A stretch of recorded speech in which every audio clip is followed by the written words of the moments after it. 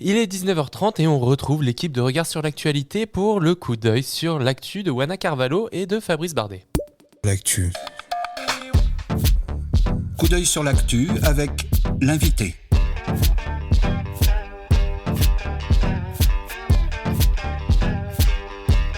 Coup d'œil sur l'actu Avec l'invité. L'invité des regards.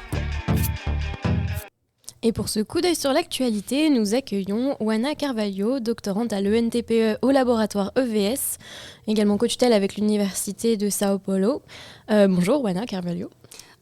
Bonjour, merci pour cette invitation. Et nous accueillons également Fabrice Bardet, directeur de recherche en sciences politiques et directeur de la composante ENTPE du laboratoire Environnement Ville Société EVS de l'Université de Lyon. Bonjour Fabrice Bardet. Bonjour. Alors, vous avez tous les deux dirigé l'ouvrage Valuaterra, publié aux éditions 205 en partenariat avec l'École urbaine de Lyon, qui est une étude comparative entre la France et le Brésil sur la valeur des environnements. Et vous avez également animé toute la journée le séminaire sur la question dans le cadre du festival à l'École de l'Anthropocène. Et aujourd'hui, nous aimerions revenir sur la situation au Brésil qui est frappée par des secousses institutionnelles et sociales majeures depuis plusieurs années, et notamment aussi revenir sur la récente élection du président Lula da Silva, qui est pour certains porteur d'espoir vers une sortie de crise. Alors, je cherche aujourd'hui à revenir sur ces dynamiques et sur les évolutions attendues ces prochains mois, notamment au prisme des politiques sociales et de logement. Et donc c'est dans ce contexte de crise qu'est arrivé le nouveau président Lula da Silva le 1er janvier dernier. Et j'aimerais qu'on fasse un petit peu un point sur ce contexte politique et social et qu'on revienne sur le programme social qui a été promis par Lula à la lumière de son premier mandat qui avait débuté, donc je rappelle, en 2002. Et celui-ci avait été à l'époque marqué par une vague progressiste, notamment il y avait la création d'un ministère des villes. Est-ce que vous pourriez revenir un petit peu sur ces avancées qui avaient été amorcées et en quoi finalement ces avancées avaient été amoindries par le mandat de Bolsonaro notamment? L'histoire est un peu longue, je ne sais pas comment je vais faire pour aller vite. Mais bon, le premier mandat de Lula, c'est un peu dans la perspective de la politique du logement. Il ouvre une perspective pour la mise en place de ce qu'on appelle le mouvement pour la réforme urbaine, qui avait était très important depuis la Constitution, le mouvement pour la Constitution brésilienne démocratique. Elle est très récente, des années 88. Et donc, elle prévoyait tout un tas un cadre pour les droits au logement et la réglementation pour réglementer, pour avoir une politique urbaine et du logement avec des instruments comme des instruments d'urbanisme. Il vient seulement en 2001. Et donc, quand Lula il remporte la présidence en 2003, il monte une équipe qui est une équipe des représentants, des militants, des professionnels en lien avec ce mouvement de la réforme urbaine. C'est là où le ministère des Villes a été créé. Le ministre qui a nommé, c'est Olivier Dutra, qui a été le maire de Porto Alegre, très connu pour la politique du budget participatif. Donc, il est nommé ministre. Et la secrétaire exécutive est une urbaniste, professeure de l'Université de São Paulo, qui avait écrit les plans depuis la première présidentielle. Elle était la rédactrice de la politique urbaine et du logement de Lula. Et donc, il commence ce gouvernement, tous les mouvements sociaux et tous les militants pour les droits au logement et de la réforme urbaine, il commence avec beaucoup d'espoir d'une démarche de démocratisation de la politique du logement et ça s'est fait. Donc, il y a un grand plan national du logement qui est fait de façon participative. Et il sort en 2009. Et c'est un peu à l'époque de la crise financière, après la crise financière. Et en fait, il a été un peu abandonné. Et ce que s'installe, c'est le programme Minha Casa Minha Vida, c'est une politique de grande production du logement où il y a une perspective économique qui prime sur la question, sur les questions de droit au logement, des priorités au logement social etc. Et ce programme qui avait été justement un petit peu amoindri sous la présidence de Bolsonaro, est-ce qu'aujourd'hui on peut y voir un renouveau avec l'élection de Lula? Est-ce qu'on va avoir un relancement en fait, de cette politique de logement? Oui, ce programme il a commencé déjà à affronter des problèmes de financement en 2014 déjà, donc c'était encore Dilma, un gouvernement du Parti des travailleurs. Et avec Bolsonaro, on a donc toute la production du logement social s'est arrêtée. Donc la perspective aujourd'hui, c'est du retour parce que les deux grands programmes de Lula, toute la population brésilienne reconnaît Lula par le Bolsa Família, qui est un programme des transferts de revenus, et les Minha Casa Minha Vida. Donc, mais la politique, le ministère des Villes, il n'est pas encore structuré. À ce moment, on a un ministre. Donc, le ministre, c'est un élu qui vient de la coalition plus large de Lula. Donc, c'est un élu de la droite. Mais hier, un secrétaire, un militant du logement vient d'être nommé comme secrétaire de la périphérie urbaine. Je ne me souviens pas exactement le nom, j'ai rien. J'ai besoin de références. Je suis chercheur, je travaille. Et c'est important, d'autant que ce programme Minha Casa Minha Vida avait été critiqué en fait aussi du fait déjà, peut-être de sa qualité architecturale, aussi du fait que certains logements avaient été construits sur une partie de la forêt amazonienne.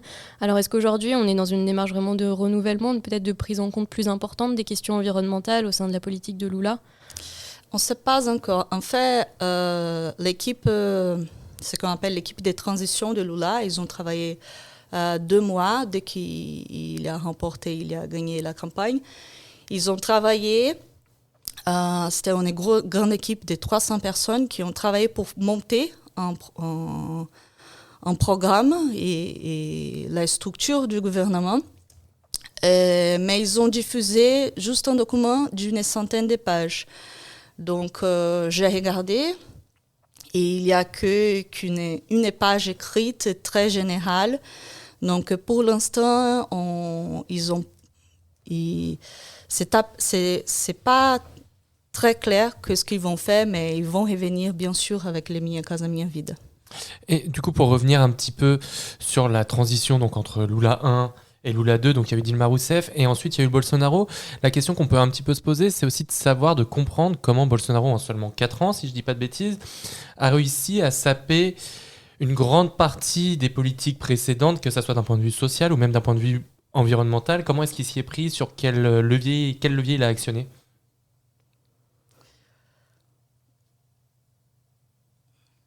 Je pense qu'il a juste rien fait. Ouais. Tout simplement. Et il a été appuyé. Si vous regardez l'agenda de Bolsonaro, par exemple, il simplement ne travaillait pas. Mm-hmm. Donc, il a il a mis des milliers de militaires dans des positions, dans des positions stratégiques de l'administration, de l'État, dans les ministères. Et ces militaires, ils n'étaient pas du tout compétents pour les fonctions où ils ont été mis. Et tout a été arrêté.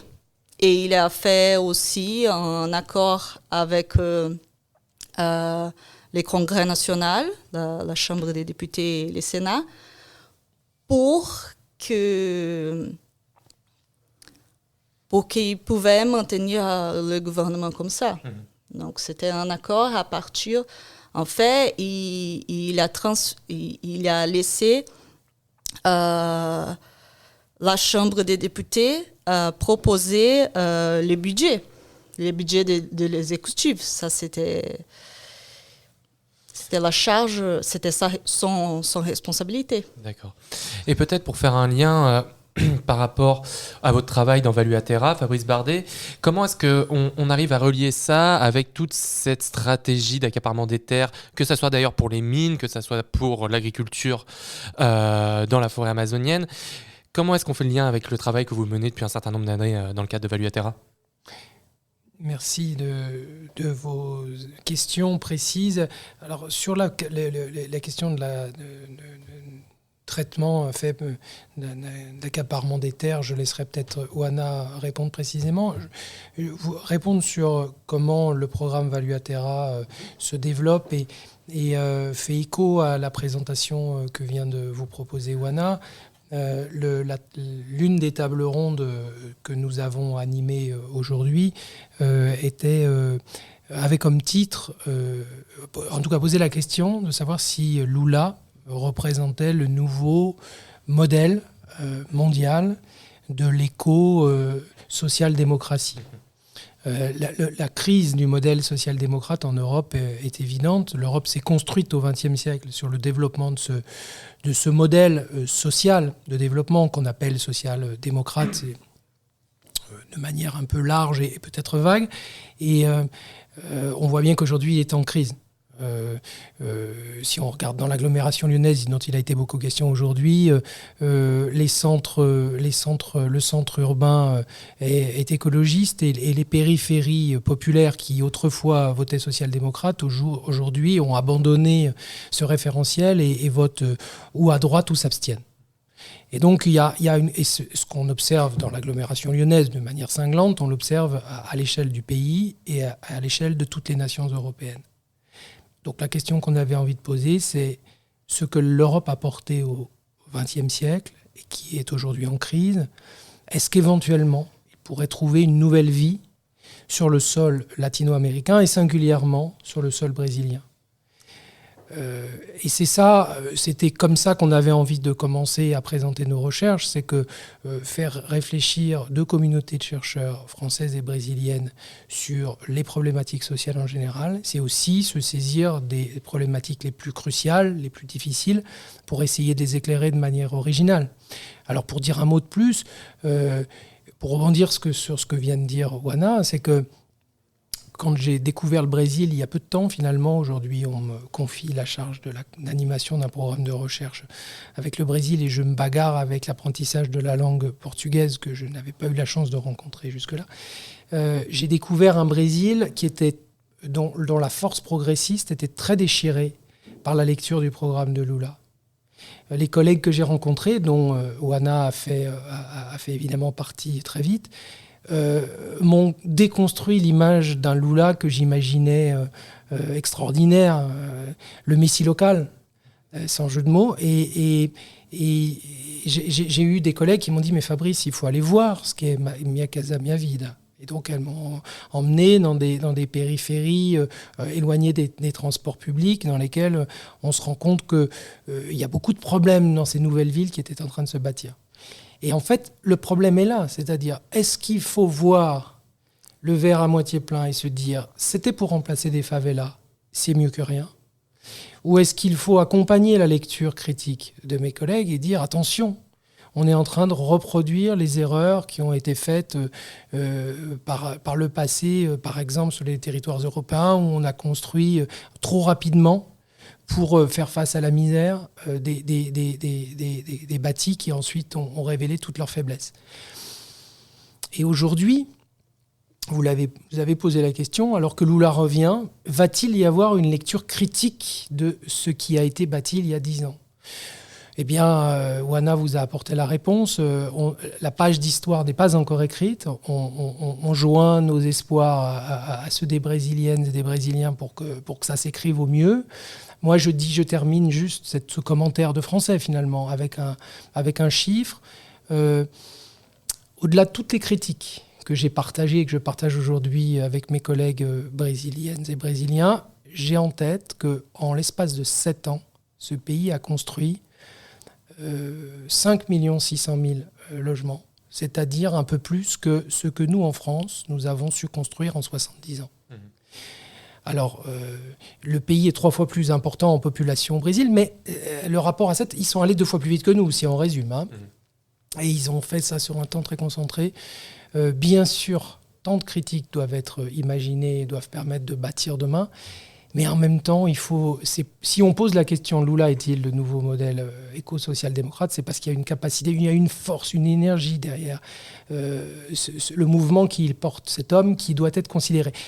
Et conclusion, on a aussi ouvert la table avec le Mexique, car nos amis mexicains nous disent « Attention, Andrés Manuel au Mexique porte d'une certaine manière une énergie semblable à celle que porte Lula ». Et peut-être juste pour conclure très rapidement en quelques mots, comment est-ce que cette lecture croisée entre la France et le Brésil vous permet de réinterroger les catégories de la valeur du coup, et plus particulièrement les catégories de la valeur des environnements ? La dernière table ronde conclusive dans la journée a été formidable. On l'avait dédiée à l'invitation des acteurs opérationnels. Donc on avait le maire de Villeurbanne, la vice-présidente à l'urbanisme de l'agglomération, la présidente de l'Union sociale de l'habitat, Emmanuelle Cos, et la représentante de la directrice immobilier de la SNCF. Qui était à ce micro il y a à peine une demi-heure. Voilà. Et donc ces 4 acteurs opérationnels qui fabriquent aujourd'hui nos villes au quotidien et qui partagent la même idée, qu'il faut que nous fassions attention à ce que les villes que nous fabriquons soient pour tout le monde, et pas seulement pour ceux qui ont des moyens considérables. Eh bien, les uns et les autres ont tous partagé l'idée qu'il fallait réinterroger la question de la valeur, qu'elle ne pouvait pas être réduite à sa dimension financière et économique, et qu'il fallait qu'elle soit élargie à sa dimension habitante et environnementale aujourd'hui.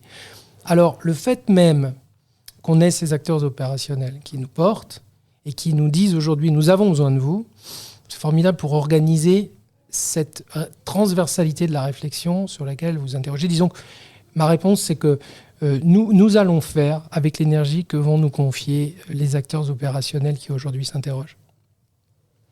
Bien, je vous remercie. Je rappelle donc que nous étions en compagnie de Wana Carvalho, vous êtes donc doctorante au sein de l'ENTPE, et de Fabrice Bardet, directeur de recherche en sciences politiques. Je vous remercie pour cet entretien.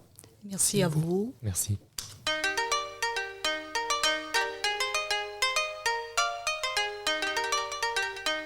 Regard sur l'actu.